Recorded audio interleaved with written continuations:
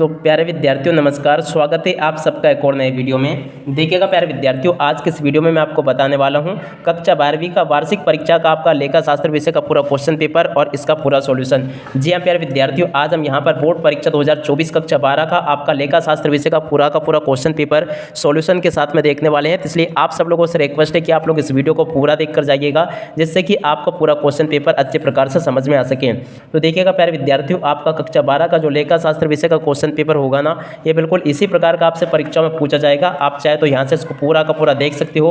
पूरा question paper प्यारे विद्यार्थियों मेरे द्वारा यहाँ से आपको बताया जाएगा, एक भी क्वेश्चन यहाँ से आपका मिस नहीं होगा अगर आपने पूरे पेपर को अच्छे प्रकार से समझ लिया तो चलेगा। जल्दी से हम आगे बढ़ते हैं, समझते हैं कक्षा 12 का आपका लेखा शास्त्र विषय का पूरा क्वेश्चन पेपर और इसका पूरा सॉल्यूशन। तो देखिएगा आपका पेपर कुछ इस प्रकार का आएगा, यहाँ से आप लोग देख लीजिएगा। हायर सेकेंडरी मुख्य परीक्षा वर्ष 2024 का क्वेश्चन पेपर है, जो कि आपका लेखा शास्त्र विषय का है। टोटली प्यारे विद्यार्थियों आपके पेपर में आपसे 23 क्वेश्चन पूछे जाएंगे और टोटल आपका 80 नंबर का एक क्वेश्चन पेपर होगा। तो यहाँ से आप सब लोग इसको देख लें अच्छी प्रकार से और पूरा का पूरा इसको समझ भी लें। अब चलिएगा जल्दी से हम आगे बढ़ते हैं, समझते हैं आपके पूरे पेपर को और इसके पूरे सॉल्यूशन को।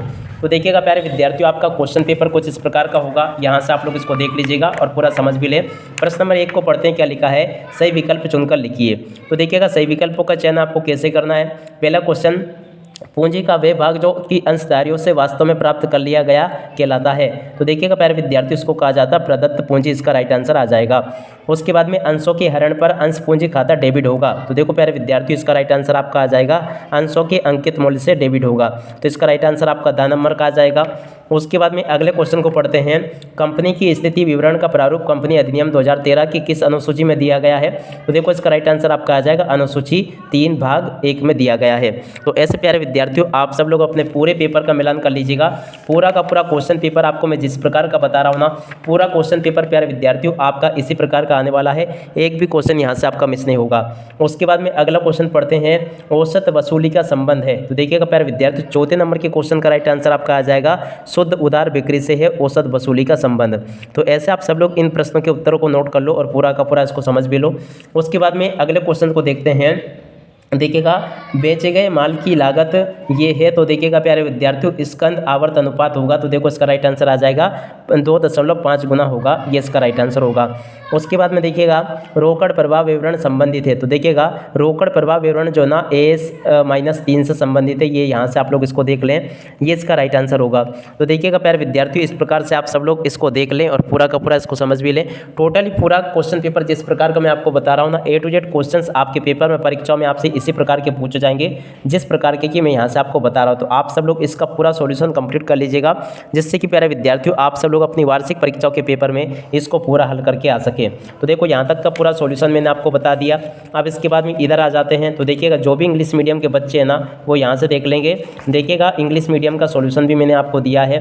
पहले का आपका A आ जाएगा और उसके बाद में इनकी बात करें तो देखिएगा दूसरे नंबर के क्वेश्चन का राइट आंसर आपका D आ जाएगा। तीसरे की बात करें तो तीसरे का राइट आंसर आपका A होगा।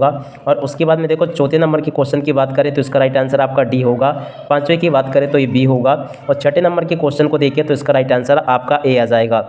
उसके बाद में देखो यहाँ से आप लोग रिक्त स्थानों की पूर्ति को देख लोगे। रिक्त स्थान पूर्ति आपको कैसे करनी है, साझेदारों का दायित्व होता है। तो देखो यहाँ से आपको कर लेना असीमित होता है। उसके बाद में देखो निवृत्त साझेदार को देय राशि का किस्तों में भुगतान करने पर निवृत्त साझेदार का ऋण खाता खोला जाता है। तो यहाँ से आपको क्या लिखना है, निवृत्त साझेदार का ऋण खाता खोला जाता है, जिसका राइट आंसर होगा। उसके बाद में देखो साझेदार के प्रवेश पर यदि ख्याति पहले से पुस्तकों में विद्यमान है तो ख्याति अनुपात में विभाजित होगी। तो देखो यहाँ पर आपको लिखना पुराने अनुपात में ये विभाजित होगी। उसके बाद में अगले क्वेश्चन को पढ़ते हैं। A to Z सारे के सारे क्वेश्चंस प्यारे विद्यार्थियों मेरे द्वारा यहाँ से आपको बताए जाएंगे, एक भी क्वेश्चन यहाँ से आपका मिस नहीं होगा अगर आपने पूरे पेपर को अच्छे से समझ लिया तो देखो अगला क्वेश्चन पढ़ते हैं। वसूली खाता नाम मात्र प्रकृति का खाता होता है। तो ये देखो यहाँ पर आपको नाम मात्र प्रकृति लिख लेना है। सभी साझेदारों का दिवालिया होना फर्म का अनिवार्य समापन होता है। तो देखो 5वें नंबर के क्वेश्चन का राइट आंसर आपका ये आ जाएगा। इस प्रकार से आप सब लोग इसको देख लें और पूरा का पूरा इसको समझ भी लें। तो देखो यहाँ तक के सभी क्वेश्चंस मैंने आपको बता दिए। अब इसके बाद में आगे क्वेश्चन को देखते हैं, ताकि प्यारे विद्यार्थियों आप सब लोगों को पूरा क्वेश्चन पेपर समझ में आ सके। छठे नंबर के क्वेश्चन का राइट आंसर, पूर्वाधिकार अंशों पर लाभ की दर निश्चित होती है। तो देखो यहाँ पर आपको ये लिख लेना है। 7वें नंबर का क्वेश्चन, परिवर्तनशील ऋण पत्र अंशों में परिवर्तित किए जा सकते हैं। तो देखो यहाँ से आपको इसको नोट कर लेना है। इसी प्रकार के क्वेश्चंस आपके पेपर में परीक्षा में पूछे जाएंगे। और जो भी इंग्लिश मीडियम के बच्चे वो भी यहाँ से देख लेंगे। The liability of the partner is unlimited, यहाँ पर आपको लिखना है। सेकंड नंबर के क्वेश्चन में आपका आ जाएगा रिटायर्ड पार्टनर लोन अकाउंट, ये इसका राइट आंसर होगा। Is open with when the amount payable retired partner give in the statement. तो देखो यहाँ से आप लोग इसको देख लो। तीसरे नंबर के क्वेश्चन को पढ़ते हैं। At the time of the admission of the new partner if goodwill already appreciated in the book it will be distributed in. तो देखो यहाँ पर आपको ओल्ड रेशियो यहाँ पर लिखना है। इसके बाद में देखो चौथे नंबर के क्वेश्चन में आपका आ जाएगा नॉमिनल। और उसके बाद में देखो पाँचवें नंबर के क्वेश्चन में आपका आ जाएगा मैंडेटरी। उसके बाद में देखो छठे नंबर के क्वेश्चन में आपको लिखना है प्रेफरेंस, आपको यहाँ पर लिख लेना है। सातवें नंबर के क्वेश्चन में आपको लिख लेना वेरिएबल। तो ऐसे आप सब लोग इन क्वेश्चन के आंसर को देख लें और पूरा का पूरा इसके सॉल्यूशन को भी कंप्लीट कर लेंगे। उसके बाद में देखो प्यारे विद्यार्थियों यहाँ से आप लोग जोड़ी को देख लीजिएगा। जोड़ी का मिलान आपको कैसे करना है। पुनर्मूल्यांकन पर हानि, तो देखो इसका राइट आंसर आपका आ जाएगा पूंजी खाता में। औसत लाभ सामान्य लाभ से अधिक, तो देखो कब होता है, ये अधिलाभ होता है। सामान्य लाभ की गणना कब होती है, विनियोजित पूंजी, इसका राइट आंसर होगा। आहरण पर ब्याज गुणनफल विधि आ जाएगा। साझेदार का प्रवेश पुनर्गठन आ जाएगा। AS 26 ये आ जाएगा ख्याति का लेखांकन। तो देखो प्यारे विद्यार्थी इस प्रकार से आप सब लोग अपने पेपर का पूरा सॉल्यूशन कंप्लीट कर लो। इसी प्रकार के क्वेश्चंस आपके पेपर में परीक्षाओं में आपसे पूछे जाएंगे। अब इसके बाद में इन क्वेश्चंस को देखते हैं। टोटली पूरा का पूरा क्वेश्चन पेपर मेरे द्वारा यहाँ से आपको बताया जाएगा, इसलिए आप सब लोग पूरे पेपर को अच्छे से जरूर देख लें। तो देखिएगा यहाँ पर आपको जोड़ी का मिलान दिया गया है। जोड़ी मिलान आप लोग अच्छे प्रकार से देख लें और पूरा का पूरा इसको समझ भी लें, ताकि प्यारे विद्यार्थियों आप सब लोगों को पूरा ये अच्छे से समझ में आ सके।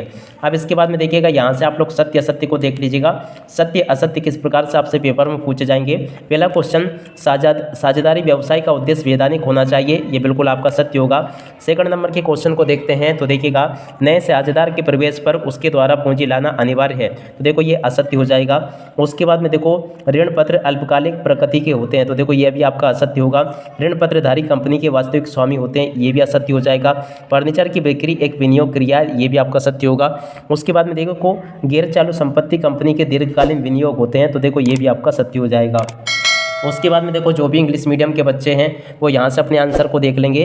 पहले नंबर का क्वेश्चन आपका राइट होगा, सेकंड नंबर का क्वेश्चन आपका रॉन्ग होगा, और उसके बाद में थर्ड नंबर का क्वेश्चन आपका रॉन्ग होगा। उसके बाद में फोर्थ नंबर का क्वेश्चन भी आपका रॉन्ग होगा। 5 नंबर का क्वेश्चन आपका राइट है। 6 नंबर का क्वेश्चन भी आपका राइट है। तो इस प्रकार से आप सब लोग इनको देख लीजिएगा। A to Z क्वेश्चन आपके पेपर में परीक्षाओं में इसी प्रकार के पूछे जाएंगे, जिस प्रकार के मैंने यहाँ से आपको बताया। अब इसके बाद में इधर आ जाते हैं, इन क्वेश्चन को देख लेते हैं। देखिएगा किस प्रकार के क्वेश्चन पूछे गए हैं। एक वाक्य एक शब्द में उत्तर आपको देना है। पहला क्वेश्चन, साझेदारों के मध्य लिखित समझौते को क्या कहते हैं, तो देखो इसको कहते हैं साझेदारी संलेख। स्थायी पूंजी पद्धति में पूंजी खाता सदैव कौन सा शेष प्रदर्शित करता है, तो देखो ये जमा शेष प्रदर्शित करता है। चौथे नंबर के क्वेश्चन को देखते हैं। साझेदारी संलेख के अभाव में साझेदारों के मध्य लाभ हानि का विभाजन किस अनुपात में किया जाता है, तो देखो ये समान अनुपात में किया जाता है। उसके बाद में देखो कंपनी के नाम को अनुमोदित कौन करता है, तो देखो कंपनी का रजिस्ट्रार इसको अनुमोदित करता है। उसके बाद में देखो पांचवा क्वेश्चन पढ़ते हैं। संचयी एवं आधिक्य को कंपनी के चिट्टे में किस शीर्षक के अंतर्गत दर्शाया जाता है, तो देखो इसका राइट आंसर आ जाएगा समता एवं देयता के अंतर्गत दर्शाया जाता है। उसके बाद में देखो वित्तीय विवरण बनाना किस प्रकार की आवश्यकता है, तो देखो प्यारे विद्यार्थियों ये आपकी अनिवार्य आवश्यकता होगी। उसके बाद में देखो सातवें में आपका आ जाएगा आय विवरण एवं तुलना पत्र। और उसके बाद में देखो प्यारे विद्यार्थियों यहाँ से आप सब लोग इंग्लिश मीडियम के बच्चे भी नोट कर लेंगे, और आगे का पेपर आपका कुछ इस प्रकार का आएगा। यहाँ से आप सब लोग इसको देख लीजिएगा। टोटली सभी के सभी क्वेश्चंस मैंने यहाँ से आपको बता दिए हैं। उम्मीद है कि आप सब लोगों को पूरा क्वेश्चन पेपर अच्छे से समझ में भी आ गया होगा, और A to Z क्वेश्चंस आपके पेपर में परीक्षाओं में आपसे इसी प्रकार के पूछे जाएंगे, जिस प्रकार के मैंने यहाँ से आपको बताया। तो आप सब लोग प्यारे विद्यार्थियों अपने पेपर का पूरा सॉल्यूशन कंप्लीट कर लीजिएगा, जिससे कि आप सब लोग अपनी वार्षिक परीक्षाओं के पेपर में इस क्वेश्चन पेपर को अच्छे से हल करके और लिख कर आ सके। तो देखिएगा यहाँ तक के सभी क्वेश्चंस प्यारे विद्यार्थियों मैंने आपको बता दिए हैं। उसके बाद में कुछ क्वेश्चंस ये लिखे हैं, तो आप लोग इनको भी देख लें और पूरा का पूरा इनको समझ भी लें। अब प्यारे विद्यार्थियों इसी के साथ में इस वीडियो को यहीं पर पूरा करते हैं। नमस्कार, जय हिंद, जय भारत।